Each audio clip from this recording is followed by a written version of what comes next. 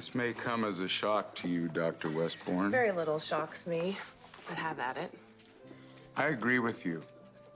Our priority is the well-being of our patients, and these drugs will support that mission. While making the hospital a lot of money. You, of all people, should appreciate the value of an opportunity dropped in one's lap. Rest assured, Mr. Renault, I appreciate the chance you gave me to be chief of staff. Well, I needed the right person for a difficult job, and there you were. And here I still am. I knew we'd see eye to eye. Thank you for being so generous with your time, Dr. Westbourne. I'm sure you have somewhere else to be. Apparently I do. Mr. Renault, I'm not sure what business you think we're in, but I'm in the business of saving lives.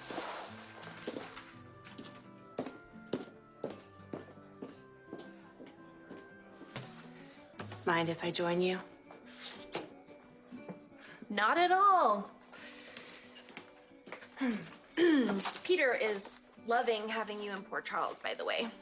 Oh, that explains my invitation to your wedding. Or do you want me to send my regrets?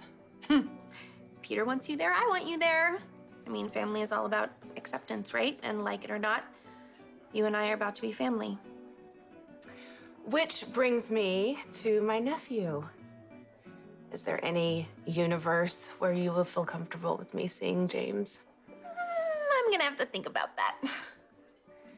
It's just with my mother in prison, James is my only connection to Nathan now.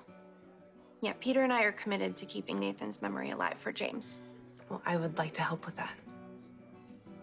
You know, even though James is only a toddler, he really misses his Oma. I'm sure she misses him too. She always thought that little boy hung the moon. Yeah, he definitely brought out her softer side. And she and I formed this sort of Obrechian bond. My mother, ugh. Yeah. Unfortunately, that bond is broken. It's probably a good thing she's in Steinmauer. I don't want to have to tell Liesl that I'm marrying Peter and having his child. Yeah, thank God. If she knew what was going on, her head would explode. Despite Liesl's unique personality, I was determined to keep her in James's life.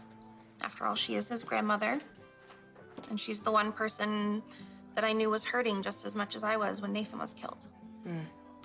I always thought my mother was unfeeling, but seeing what losing my brother did to her, that sure proved me wrong. Yeah, and unfortunately, she can't stop blaming your other brother for everything that's happened. Peter bent over backwards trying to help a woman who literally tortured him. And I'm not talking about sitting through a lecture about fashion from people who can barely dress themselves. I mean, she broke his arm with a bat and left him in a burning stable to die. I know. How does Peter retaliate? By giving her a column in The Invader. Respectability. But she couldn't let it go. She kept blaming him for her crimes. And I had to choose between her crazy, raging suspicions and the man that I love. And she lost.